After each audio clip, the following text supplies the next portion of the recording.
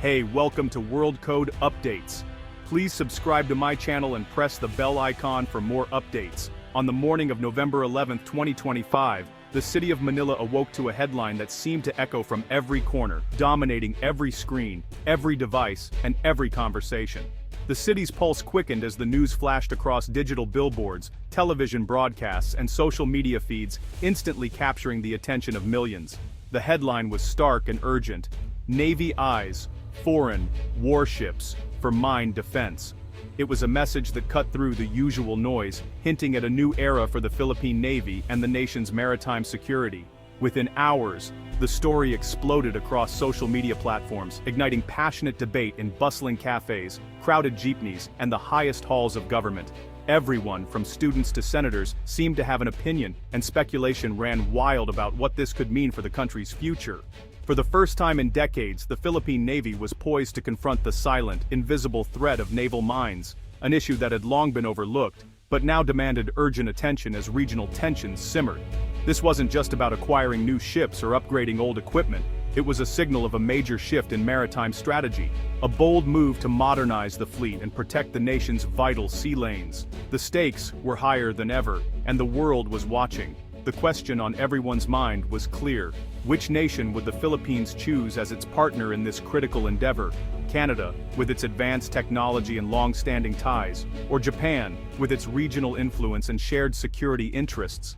Each option represented more than just different ships or equipment. They symbolized different alliances, different diplomatic futures, and different visions for the country's place in the world.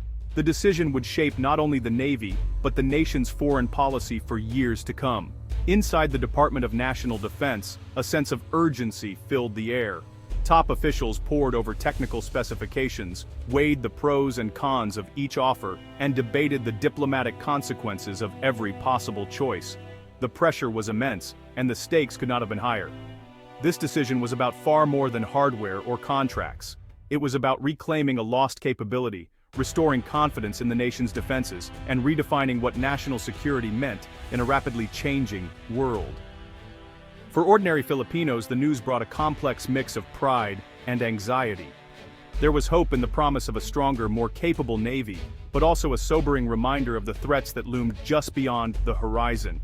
Conversations in homes and workplaces turned to questions of safety, sovereignty, and the future. Suddenly, the conversation was no longer abstract.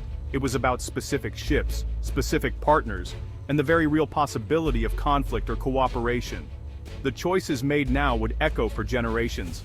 The headline had done more than simply report the news. It had thrust the entire nation into a defining moment, forcing every Filipino to confront the realities of security, alliance, and national destiny. Naval mines are the ultimate asymmetric threat: cheap, hidden, and devastating. For the Philippines, an archipelago reliant on open sea lanes, a single minefield could cripple trade and isolate the nation. Without mine countermeasures, the Navy risks being trapped in its own harbors, powerless to protect vital shipping routes. The country's geography, straddling key global shipping lanes, makes it especially vulnerable. An adversary could easily cut the archipelago in half with mines, severing trade and military mobility. Rebuilding mine warfare isn't about offense. It's about survival and resilience. For the Philippines, mastering this capability is an existential necessity.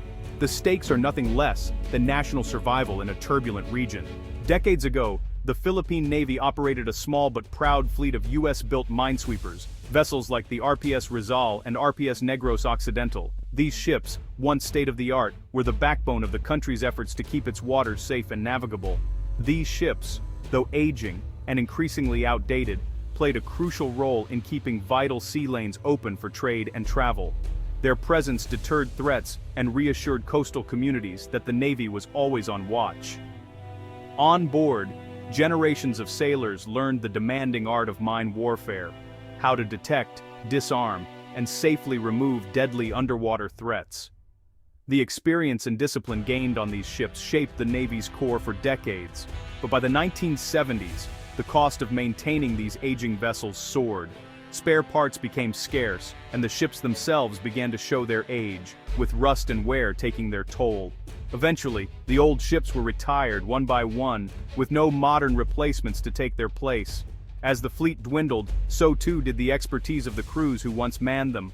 The specialized knowledge of mine warfare faded away, and what was once a proud tradition became a forgotten art, left to gather dust in empty classrooms and unused equipment rooms. For nearly 50 years, the Philippine Navy had no active mine countermeasures vessels. The docks that once bustled with activity grew quiet, and the nation's ability to defend its waters against hidden dangers vanished. A critical defensive skill was lost, leaving a gaping vulnerability along the nation's vast coastline. Without minesweepers, even a single mine could threaten shipping, fishing, and national security. As regional tensions rise and neighboring countries modernize their fleets, the consequences of that long neglect have become painfully clear. The Philippines faces new threats with old gaps in its defenses. Now, the Navy faces the daunting task of rebuilding a lost capability from scratch, relearning skills, acquiring new ships, and training a new generation to master mine warfare once again. The Ghost Fleet stands as a stark warning. Vital skills once lost are incredibly hard to recover. The cost of rebuilding is far greater than the cost of maintaining readiness. The Philippines must now relearn old lessons, investing in people and technology to secure its maritime future and restore a lost tradition of excellence. The cost of neglect is now impossible to ignore. Every delay increases the risk, and every year lost makes recovery harder. The time to act is now. Only by learning from the past can the Philippines secure its future on the seas. Canada's offer, the Kingston-class maritime coastal defense vessels, are multi-role ships meticulously designed for a variety of tasks including patrol, surveillance, and mine countermeasures. These vessels are a testament to Canadian naval engineering, providing a robust platform for maritime operations. Their innovative modular design allows for quick reconfiguration, enabling them to adapt swiftly to different missions. This flexibility makes them particularly attractive for a budget-conscious Navy looking to maximize operational capabilities without incurring excessive costs. A government-to-government transfer could include comprehensive training and ongoing support, thereby strengthening diplomatic and military ties with a G7 ally. This partnership could pave the way for future collaborations and joint exercises. However, these ships are not without their drawbacks. They are aging, with steel hulls that are less than ideal for mine warfare. The maintenance costs are expected to rise as the vessels continue to age, posing a challenge for long-term sustainability. The Kingston class is versatile, capable of performing multiple roles, but it lacks specialization. It is a jack of all trades, master of none, which can be both an advantage and a limitation depending on the mission requirements. For the Philippine Navy, acquiring these vessels would mean gaining significant flexibility in operations. However, they would not be receiving a top-tier mine-hunting platform, which could be a critical consideration in certain scenarios. The deal offers a quick and efficient way to restore basic naval capability, but it comes with trade-offs in terms of performance and longevity. The decision to proceed with this acquisition will need to weigh these factors carefully. It's a practical, if imperfect, solution to a long-standing capability gap. The vessels can fill immediate needs, but strategic planning will be essential for future naval development. The choice ultimately boils down to a decision between versatility and specialization. Each option has its own set of advantages and limitations that must be considered.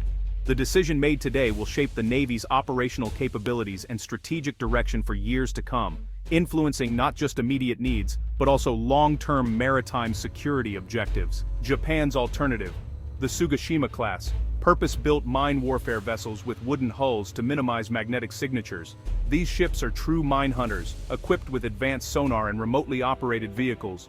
Acquiring them would align with Japan's new defense export policy and deepen regional security ties. The partnership would grant the Philippine Navy access to world-class training and expertise. However, the Sugashima class is highly specialized, less suited for general patrol, and requires unique maintenance facilities. Fewer units may be available, offering depth but not breadth. The choice is clear. Prioritize mine warfare mastery over multi-role flexibility. The Japanese offer is a focused, long-term investment in a critical capability. It would require new infrastructure and a dedicated training pipeline. The payoff: a top-tier mine countermeasures force, but not a solution for broader maritime needs. The financial stakes go far beyond the purchase price. Total ownership costs include training, maintenance, and upgrades. The Kingston class may seem familiar, but their age could mean costly repairs. Adopting them would stretch training across multiple roles, risking shallow, expertise. The Sugashima class demands deep specialization and new infrastructure, but delivers unmatched mine warfare capability. Politically, Canada offers a Western alliance, Japan, a regional partnership. Each choice sends a powerful diplomatic signal. The Department of National Defense must weigh immediate costs against long-term effectiveness and strategic alignment. The decision is complex, with no easy answers. The Navy's future, and the nation's security, hangs in the balance. The choice between Canada and Japan is a strategic crossroads. Partnering with Canada deepens ties with the West, opening doors to joint training and coalition operations, but it risks drawing the Philippines into great power competition. Japan, as a neighbor with shared maritime concerns, offers a partnership rooted in geography and common threats. A deal with Japan would build on recent security agreements and foster regional self-reliance. The Japanese partnership is about shared waters and a shared destiny. Each path offers unique benefits and unique risks. The decision will define the Philippines' place in the Indo-Pacific order. There's no perfect answer. Each ship offers distinct advantages. The Kingston class provides flexibility and a quick capability boost. The Sugashima class delivers excellence in mine warfare. The most robust solution may be a hybrid fleet, a corps of specialized Japanese mine hunters supported by versatile Canadian vessels. This layered approach would combine depth and breadth, resilience and adaptability. Managing two fleets is complex, but the payoff is a comprehensive defense. For long-term security, a hybrid strategy could offer the best of both worlds. The future of Philippine maritime security may depend on this bold vision. The debate is more than procurement. It's a national reckoning. For 50 years, the Philippines has lived with a critical vulnerability. The time for action is now. The nation must restore its mine warfare shield. This requires funding, training, and a cultural shift within the Navy. The choice of partner will set the course for decades. The goal, not just ships, but a lasting, self-sustaining capability. Let history record that the Philippines met this challenge with resolve. The threat is real, the need, urgent. The Navy must bring mine warfare back to the forefront of defense. The sea lanes and the nation's future must be secured.